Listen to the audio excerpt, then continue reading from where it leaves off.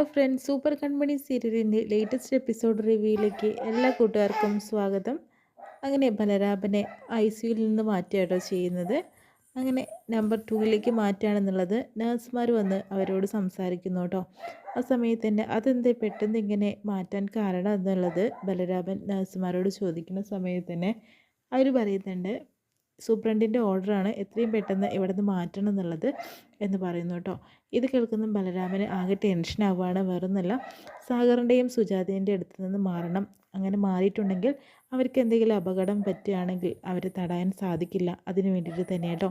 അങ്ങനെ തന്നെ സുജുവിനോടും അതുപോലെ സാഗറിനോടും ചെന്ന് പറയുന്നുണ്ട്, അച്ഛാ അമ്മ ഞാൻ പോവുകയാണ്, മാത്രമല്ല നിങ്ങൾ സ്വയം സൂക്ഷിക്കണമെന്ന് പറയുന്നുണ്ട് കേട്ടോ. അപകടം വരാൻ സാധ്യതയുണ്ടെന്ന് പറയുന്നു.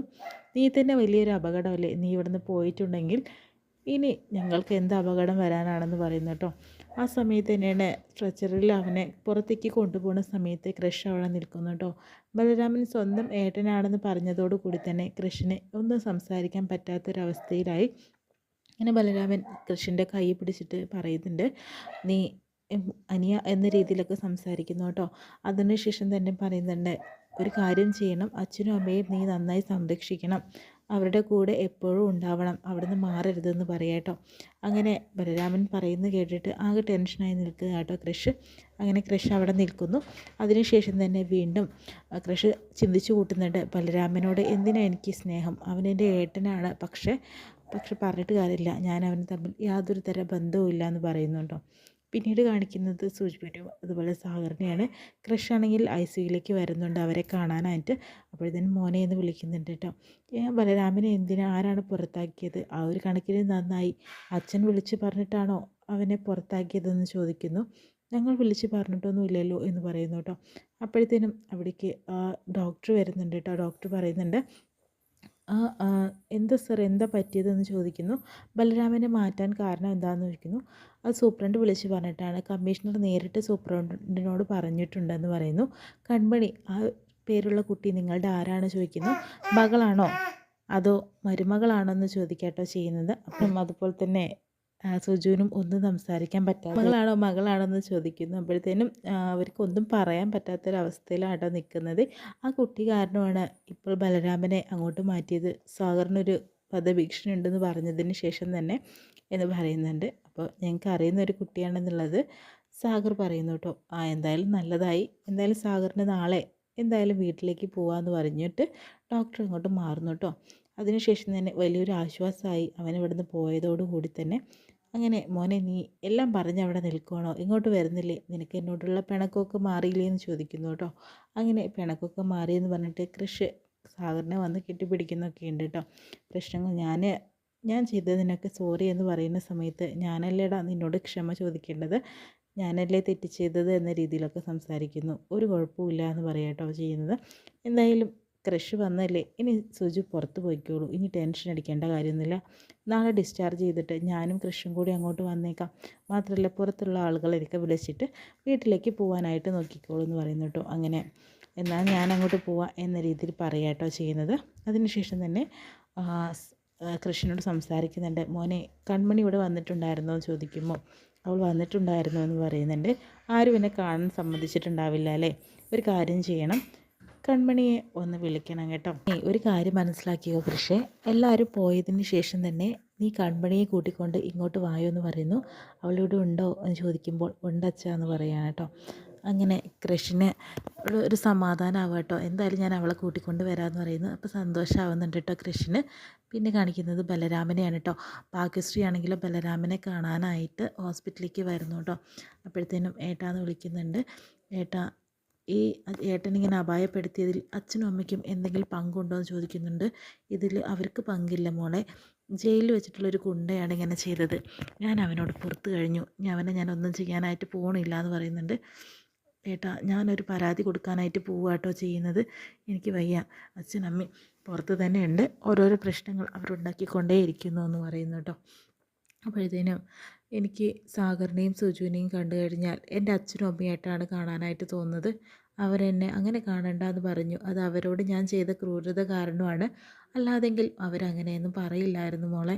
പക്ഷേ എനിക്കെന്തോ അവരെ വിട്ടുപിരിയാൻ തോന്നില്ല. കൃഷ്ണനെ എൻ്റെ സ്വന്തം അനിയനെ പോലെയും ഞാൻ കാണുന്നത് എന്ന് പറയുന്നു കേട്ടോ. അപ്പോഴത്തേനും ഭാഗ്യശ്രീ പറയുന്നുണ്ട്, എന്തായാലും എല്ലാ കാര്യങ്ങളും തുറന്ന് പറഞ്ഞാലോ, ഏട്ടൻ എല്ലാ സത്യങ്ങളും അറിയിപ്പിച്ചാലോ എന്ന് പറയുന്നു കേട്ടോ. അങ്ങനെ തന്നെ, അല്ലെങ്കിൽ ഇപ്പോൾ വേണ്ട, ഈ അവസ്ഥയിൽ ഏട്ടനോട് എല്ലാം പറയണ്ട, ഏട്ടൻ നല്ല രീതിക്ക് തിരിച്ചു വരട്ടെ എന്ന് പറയുന്നു കേട്ടോ. പിന്നെയും അതുപോലെ മാനസയും അത് ഹേമയും ആൻറ്റിയമ്മയൊക്കെ കാണിക്കുന്നു. സുജി പുറത്ത് വന്നതിന് ശേഷം തന്നെ പറയുന്നുണ്ട്, എല്ലാവരും കൂടി സുജിനോട് പറയുകയാണ്, എന്തായാലും ബലരാമനെ പുറത്തേക്ക് കൊണ്ടുപോയി വേറെ ICUയിലേക്ക് മാറ്റി, അത് സന്തോഷമുള്ള കാര്യം തന്നെയാണല്ലോ. എന്തായാലും കമ്മീഷണർ നേരിട്ട് ഇടപെട്ട കാര്യമാണെന്നാണ് പറഞ്ഞു വരുന്നത്. അപ്പോൾ എന്തായാലും അനിയൻകുട്ടൻ വിളിച്ച് പറഞ്ഞതായിരിക്കില്ലേ, അനിയൻകുട്ടന് കുറേ പിടിപാടുണ്ടല്ലോ, അങ്ങനെയായിരിക്കും അല്ലേ. ഒരു കാര്യം ചെയ്യും, കമ്മീഷണർ നേരിട്ട് വന്നതോടുകൂടി തന്നെ നമുക്ക് കുറച്ച് പരാതികൾ കൊടുത്താലോ ആ കൺമണിക്കെതിരെ. അവളെ വിട്ടിട്ട് അവളെ ഇവിടെ നിന്ന് പറഞ്ഞയക്കാം. മാത്രമല്ല അവൾ ഞങ്ങളുടെ കുടുംബകാര്യത്തിൽ ഇടപെടുകയാണ്, അങ്ങനത്തെ ഓരോരോ പ്രശ്നങ്ങൾ പറഞ്ഞിട്ട് ഒരു കംപ്ലൈൻറ്റ് കൊടുത്താൽ ചിലപ്പോൾ അവൾ നമ്മളെ വിട്ടു പോയിക്കോളും എന്ന് പറയുന്നുണ്ട്. അതൊന്നും നടക്കാൻ പോകുന്നില്ല എന്ന് പറയുന്നുണ്ട് സുജു. അതെന്തുകൊണ്ടാണ് നടക്കാത്തത്? അങ്കിളുടെ ഫ്രണ്ടാണല്ലോ കമ്മീഷണർ, പിന്നെ പേടിക്കേണ്ട കാര്യമില്ലല്ലോ. അങ്കിളുടെ ഫ്രണ്ടല്ല, അത് കൺമണിയുടെ ഫ്രണ്ടാണെന്ന് പറയുമ്പോൾ എല്ലാവരും ഞെട്ടി നിൽക്കുന്നതായിട്ടാട്ടോ കാണുന്നത്. കാരണം വെച്ചാൽ കൺമണിയാണ് എല്ലാ കാര്യങ്ങളും വിളിച്ച് പറഞ്ഞത്, സാഗറിനെ ഒരു അപകടപ്പെടുത്താൻ ആരോ ശ്രമിക്കുന്നുണ്ടെന്നും അങ്ങനെ കുറച്ച് കാര്യങ്ങളൊക്കെ പറഞ്ഞിട്ട് ആ ബലരാമനെ അവിടെ നിന്ന് മാറ്റാൻ കാരണം. അപ്പോൾ കൺമണി നമ്മൾ വിചാരിച്ച പോലെ ഒരാളല്ല എന്ന് പറയാട്ടോ ചെയ്യുന്നത്. എല്ലാവരുമായിട്ട് അവൾക്ക് നല്ല കമ്പനിയാണെന്ന് പറയുന്നു കേട്ടോ. അതിനുശേഷം കൃഷി വന്നിട്ട് പറയുന്നുണ്ട്, എന്തായാലും എല്ലാവരും പോയിക്കോളൂ എന്ന് പറയും, ഞാനിവിടെ നിന്നോളാം എന്ന് പറയുമ്പോഴത്തേനും മാനസ് പറയുന്നുണ്ട്, ഞാനിവിടുന്ന് പോകാനായിട്ട് നോക്കുന്നില്ല, നിങ്ങളെല്ലാവരും പൊയ്ക്കോ, ഞാനും കൃഷും ഇവിടെ നിന്നോളാം എന്ന് പറയുന്നു. മാനസേ, നീയും പൊയ്ക്കോ, ആരും ഇവിടെ നിൽക്കണ്ട, നാളെ ഞാനും അച്ഛനും അങ്ങ് വന്നേക്കാമെന്ന് പറയുന്നു കേട്ടോ. അപ്പോഴത്തേനും മാനസയ്ക്ക് ആകെ ദേഷ്യം വരിക കേട്ടോ ചെയ്യുന്നത്. അതായത് കൺമണി ഉണ്ടാവും ഇവിടെ എന്ന് അറിഞ്ഞിട്ടാണ് മാനസ ദേഷ്യപ്പെടുന്നത്. അതിനുശേഷം തന്നെ ഇത് നടക്കാനായിട്ട് പോകുന്നില്ല, എന്തായാലും ഞാനിവിടെ ഉണ്ടാവും, എൻ്റെ ഭർത്താവാകാൻ പോകുന്ന ആളുടെ അച്ഛനാണ് ഇവിടെ കിടക്കുന്നത്, അവിടെ നിൽക്കേണ്ട ഉത്തരവാദിത്വം എനിക്കുണ്ട്, അല്ലാതെ മറ്റാർക്കുമല്ല, അതുകൊണ്ട് ഞാനിവിടെ തന്നെ നിൽക്കും, നിന്നോട് മര്യാദയ്ക്ക് പോകാനാണ് പറഞ്ഞതെന്ന് പറയുന്നു.